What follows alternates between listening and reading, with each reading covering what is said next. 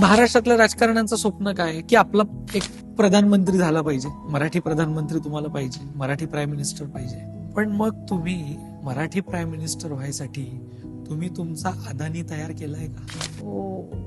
कसं होणार? कारण पूर्ण जगाला आता कळून चुकलंय की ऍक्च्युली गव्हर्नमेंट जे आहेत, ऍक्च्युली देश जे आहेत ते बिझनेस हाऊसेस चालवतात. बरोबर. कुठल्याही देशाचे. कुठल्याही देशाचे.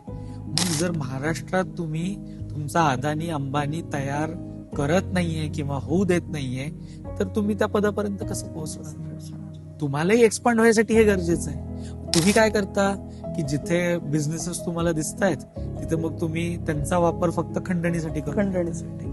जेव्हा की त्यांना ग्रो व्हायसाठी सपोर्ट करा तर तुम्हाला ग्रो व्हायसाठी सपोर्ट करा. जेवढे पण इव्हन हिंदी मूव्हीज आपण बघतो त्यामध्ये जेव्हा आपण एखादा इंडस्ट्रियलिस्ट दाखवायची वेळ येते तेव्हा मग ओबेरॉय, मल्होत्रा, खन्ना, कपूर आणि त्याच्यात त्यांचं पण चूक नाही, कारण ते आहे, ते सत्य आहे.